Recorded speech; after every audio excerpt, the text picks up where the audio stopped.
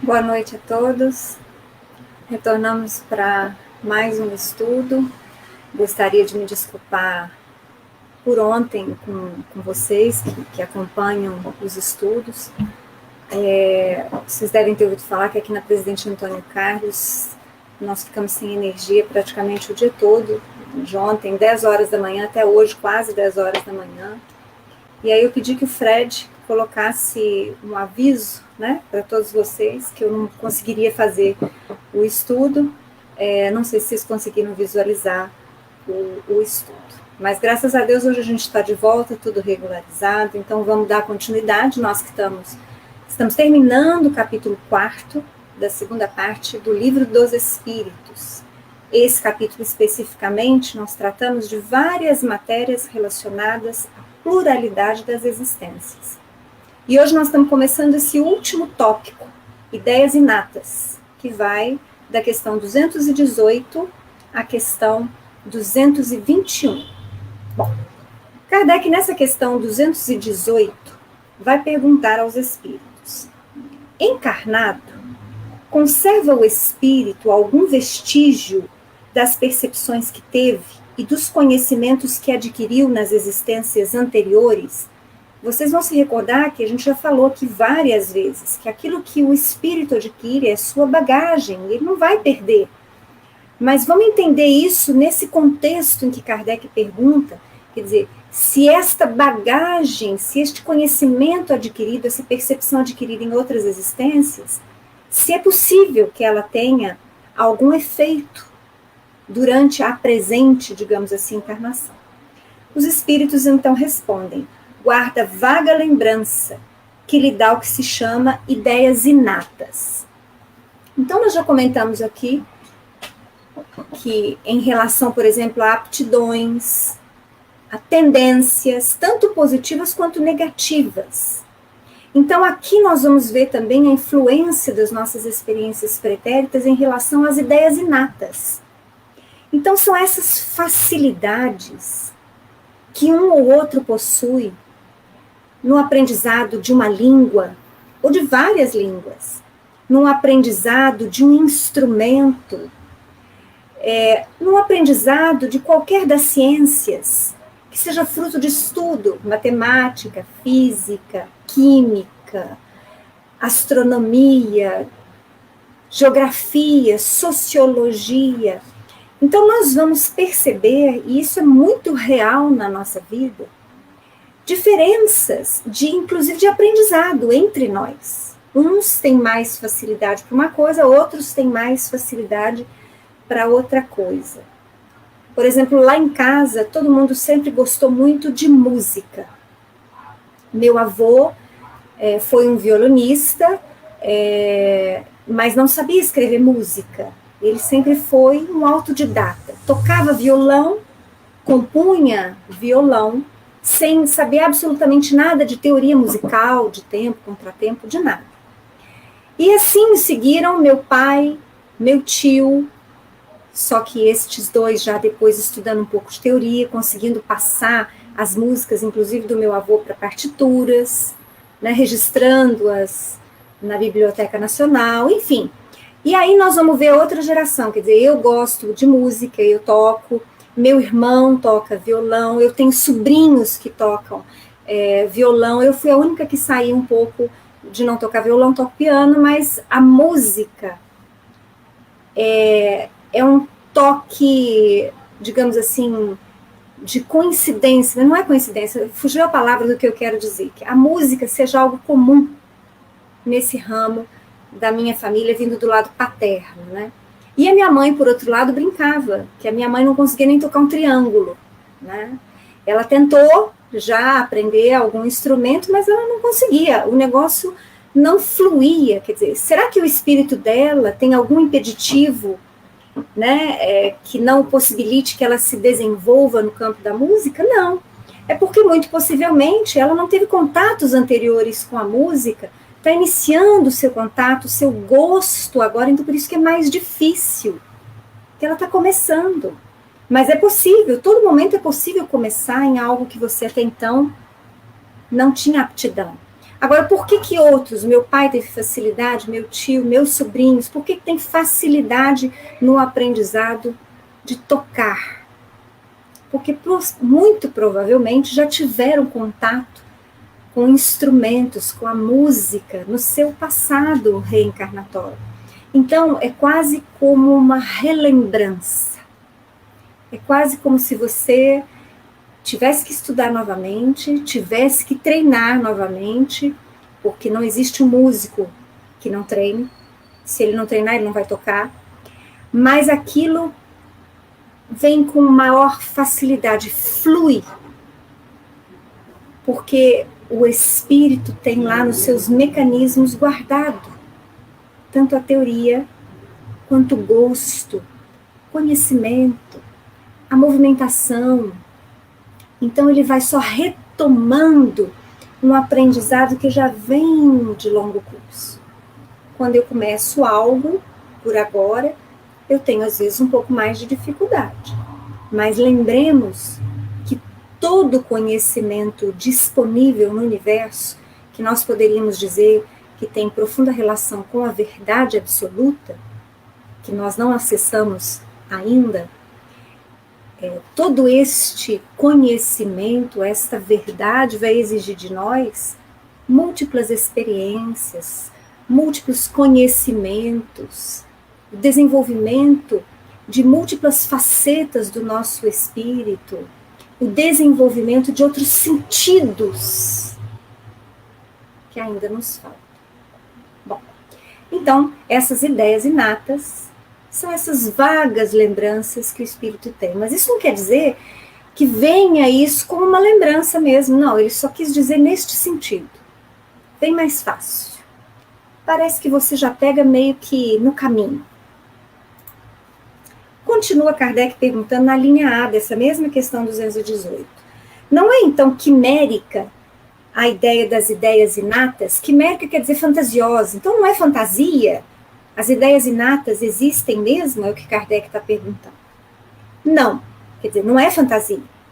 Os conhecimentos adquiridos em cada existência não mais se perdem. Liberto da matéria, o espírito sempre os tem presentes. Durante a encarnação, esquece-os em parte, momentaneamente. Porém, a intuição que deles conserva lhe auxilia o progresso. Se não fosse assim, teria que recomeçar constantemente. Em cada nova existência, o ponto de partida para o espírito é o em que na existência precedente ele ficou. É muito interessante quando nós olhamos, por exemplo, as gerações que estão chegando. Eu estou vendo meu neto se desenvolver, muitos de vocês que veem os filhos se desenvolvendo, não estão as gerações mais novas. Nós muitas vezes olhamos surpresos com a capacidade que eles têm, por exemplo, em relação à informática. Com a capacidade, a rapidez que eles têm de pensar, de resolver questões, de questionar, né? O quanto eles estão mais atentos. Eu me recordo, como se fosse hoje, quando meu filho mais velho nasceu, 30 anos atrás, da minha avó, que já não é mais viva, falar assim, mas como? Como é que consegue? Acabou de nascer, já está com o olho aberto. Os meus filhos demoravam para abrir o olho, não é? Então, a gente vai se surpreendendo com novas e novas gerações, porque não é só essa geração. Cada um dos nossos antepassados também se surpreendeu com gerações novas, porque há um contínuo desenvolvimento. Se nós experienciássemos na Terra uma única vez, se os espíritos fossem criados efetivamente somente no momento da concepção e tivessem uma única experiência, nós não conseguiríamos ver o desenvolvimento que graça, não só no plano físico da matéria densa, mas também nos planos espirituais. Então, há uma continuidade da vida. A vida é uma só, nós já comentamos isso aqui, né? Nós, espíritos, temos uma vida, mas temos incontáveis experiências reencarnatórias. Essa que é a diferença. Então, o espírito está em constante aprendizado, constante contato com novas informações, novos conhecimentos, superando desafios, vencendo preconceitos. Então, as gerações, pelo menos esse é o objetivo, tem de trazer melhorias para o homem e para o ser. Melhoria para o homem em relação à vida material, mais conforto, mais igualdade, por que não dizer, mais justiça, né? Mais, vamos dizer assim, sensibilidade no trato com a obra da criação, nos seus múltiplos aspectos. Então, a evolução também se dá do homem em relação ao meio físico, à matéria, quando ele então atua como co-criador. Mas a evolução se dá também em relação ao espírito, que evolui intelectualmente e evolui moralmente também. Então, é exatamente isso que os espíritos estão dizendo nessa resposta, né? Que o conhecimento nós nunca o perdemos. Ele fica simplesmente guardado no nosso inconsciente. E ele vai aflorando conforme uma ou outra experiência, um ou outro campo de trabalho em que nós estamos, uma ou outra circunstância que nós nos sujeitamos na vida material. Mas ele não surge assim, eu estou lembrando disso de outra vida, não. Surge como essa ideia inata, é algo que flui, uma solução para determinado desafio que se nos apresenta, ou algo que desabrocha e a gente fala assim, nossa, mas como é que eu fiquei até hoje sem tocar esse instrumento? Né? Parece que eu não consigo mais viver sem tocar esse instrumento e despertou em determinado ponto da sua vida. Então são coisas que fluem fora do consciente do espírito. Quer dizer, eu não paro e falo assim, eu quero lembrar que eu falava outra língua da minha outra encarnação. Não é assim. O consciente meu não acessa esse recôndito. É o inconsciente que vai deixando escapar, deixando fluir, digamos assim, aptidões, percepções e essas ideias que vão fluindo do espírito. Na mesma questão 218, na linha B, Kardec ainda pergunta: grande conexão deve então haver entre duas existências consecutivas?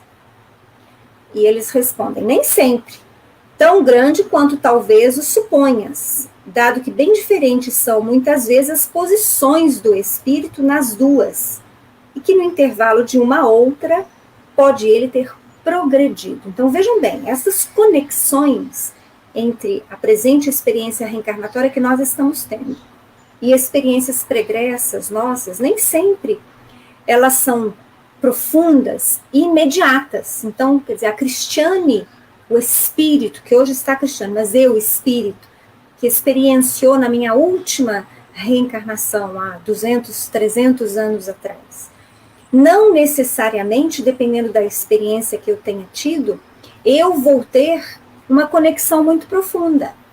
Alguns traços, algumas aptidões, alguns medos que eu vou ter que trabalhar nessa presente existência. Mas muitas vezes, esta minha experiência atual é muito diferente da pregressa.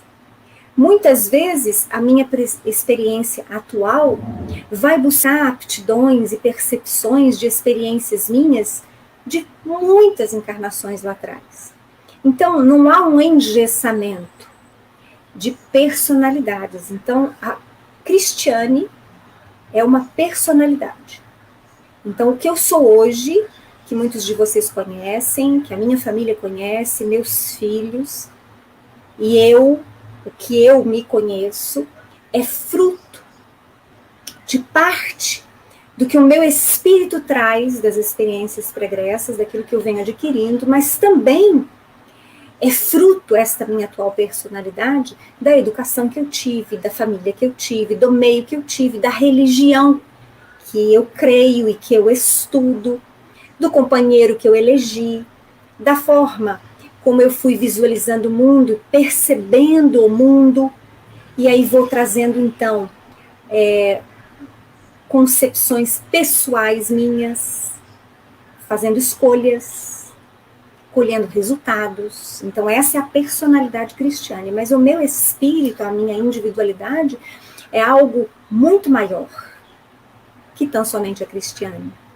Então, vamos dizer assim, se daqui a 200 anos, em outra experiência reencarnatória, não necessariamente, muitos traços do que hoje vocês conhecem como personalidade cristiana vão aparecer. Por quê?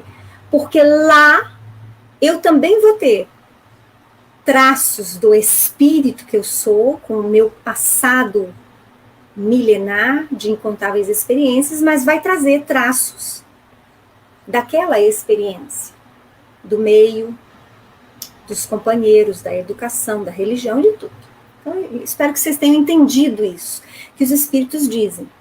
Então, nós, individualidades, somos muito mais abrangentes do que a presente personalidade. Então, não necessariamente o que hoje são características grandes da Cristiane tem conexão exata com a minha pregressa experiência reencarnatória. Pode ser também fruto da minha experiência atual tão somente. Ah, mas pode ter conexão, Cristiane? Pode. Pode sim. Vamos lá. Questão agora 219. Kardec vai perguntar: qual a origem das faculdades extraordinárias dos indivíduos que, sem estudo prévio, parecem ter a intuição de certos conhecimentos, o das línguas, do cálculo, etc. Está dentro disso que nós estamos conversando, né?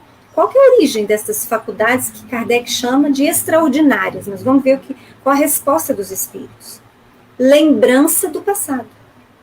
Progresso anterior da alma, mas de que ela não tem consciência. De onde queres que venham tais conhecimentos?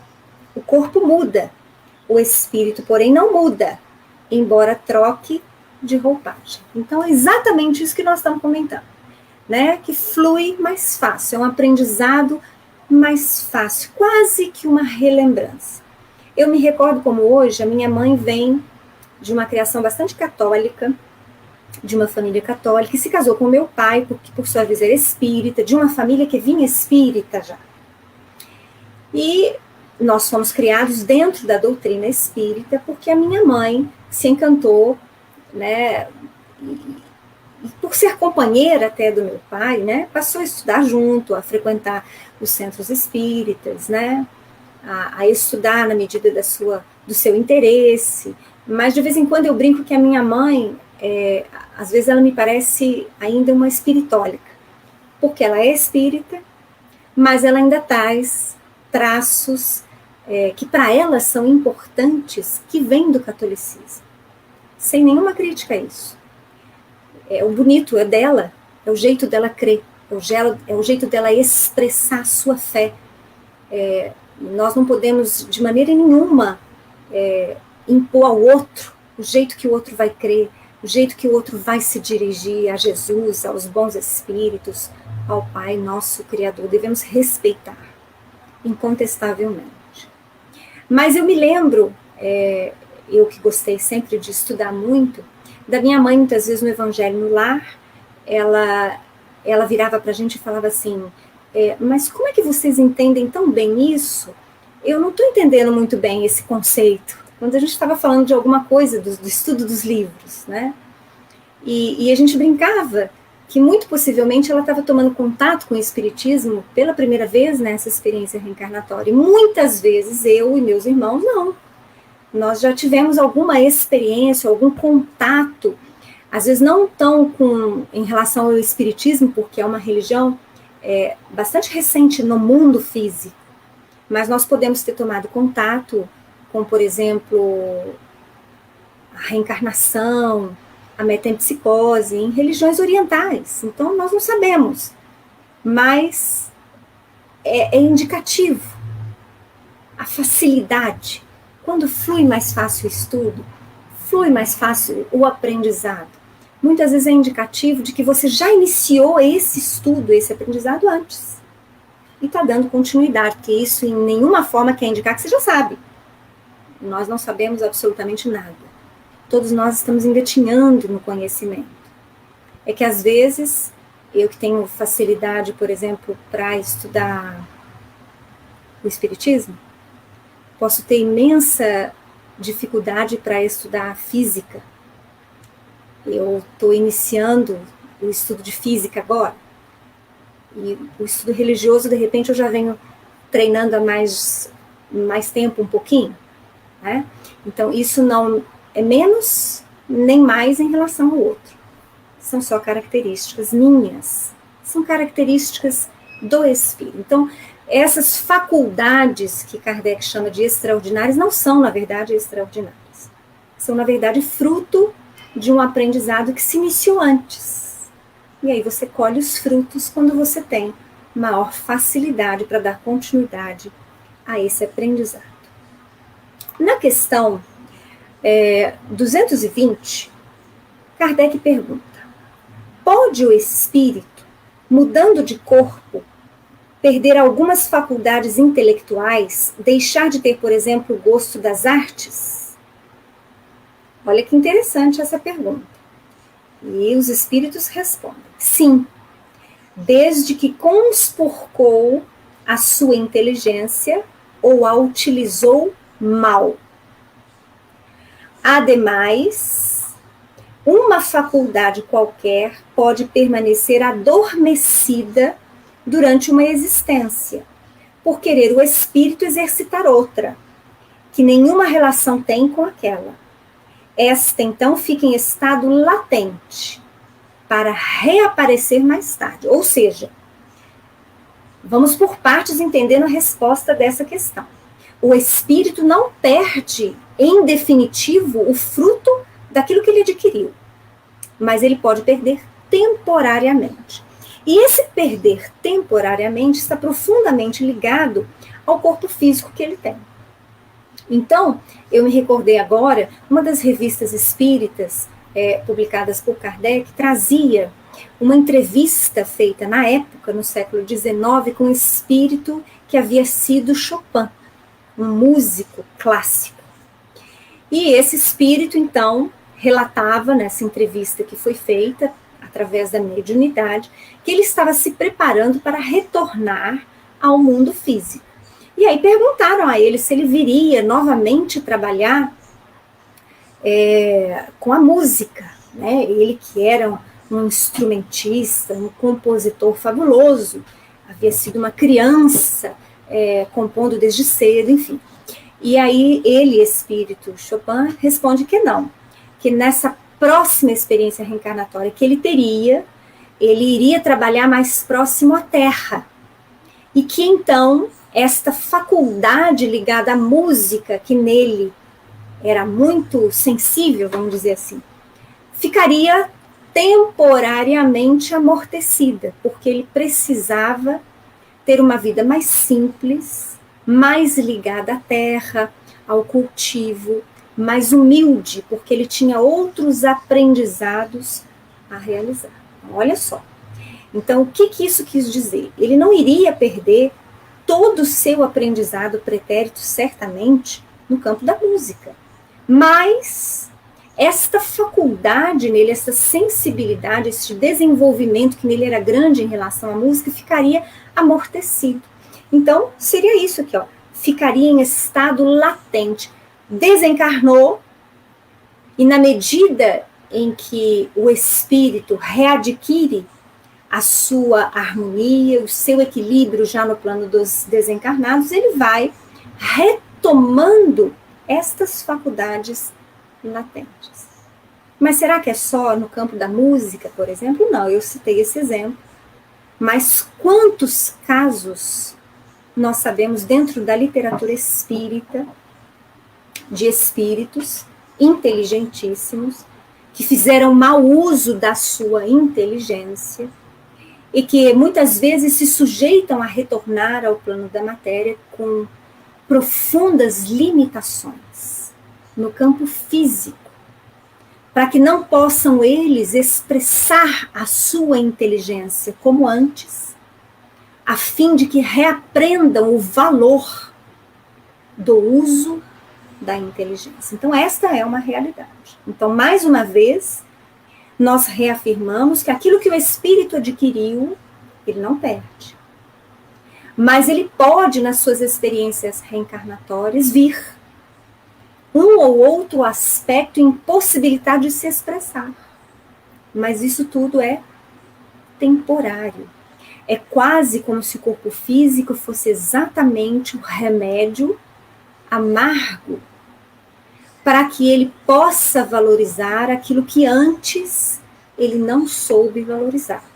No campo da inteligência, no campo da beleza, das expressões artísticas, da facilidade da fala, do magnetismo pessoal. Quantos exemplos nós poderíamos dar?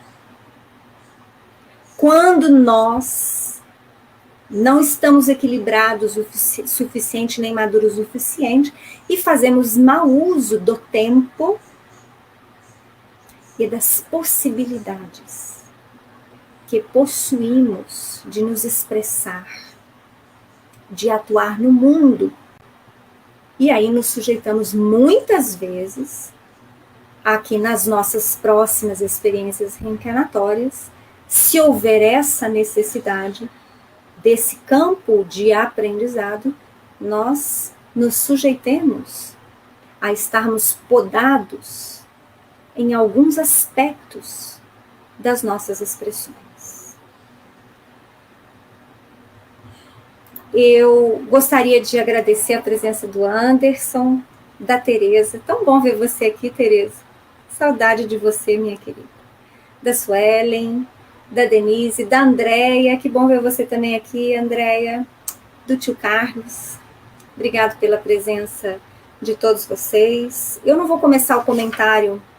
Não, acho que dá para fazer comentário, sim, a essa que é a última questão desse capítulo, que aí amanhã a gente já começa o capítulo 5.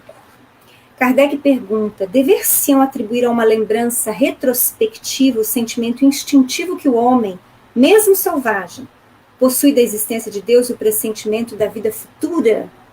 Quer dizer, será que é lembrança? Será que a gente crê em Deus porque a gente lembra? Né? Será que a gente crê que existe continuidade da vida porque a gente tem essa lembrança? E os espíritos respondem: é uma lembrança que ele conserva do que sabia como espírito antes de encarnar. Mas o orgulho amiudamente abafa esse sentimento. Então, por que ele fala desse orgulho? Porque apesar desta lembrança, quer dizer, nós convivemos muitas vezes com muitos materialistas, que segundo os espíritos se deixaram, na verdade, muitas vezes, contaminar pelo orgulho, crentes de que só eles, só a matéria bastaria para explicar a vida. Na linha A, Kardec ainda pergunta: serão devidas a essa mesma lembrança certas crenças relativas à doutrina espírita que se observa em todos os povos? Será que é justamente por conta dessas lembranças que de tempos em tempos ressurgem, né, os entendimentos acerca da reencarnação, mas que nós podemos ouvir falar dela desde a antiguidade, né? Ele quer saber isso.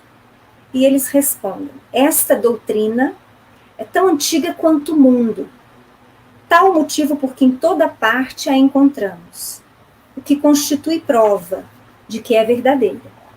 Conservando a intuição do seu estado de espírito, o espírito encarnado tem instintivamente consciência do mundo invisível, mas os preconceitos, às vezes, falseiam essa ideia, e a ignorância lhe mistura a superstição. Bom, aqui a gente encerra, então, esse capítulo 4, que tratou da pluralidade das existências. Amanhã, às 7 horas, eu espero vocês para que a gente possa dar início, então, ao capítulo 5, do Livro dos Espíritos, que tem como título Considerações sobre a pluralidade das existências. Um grande abraço a todos vocês e até amanhã às 7 horas.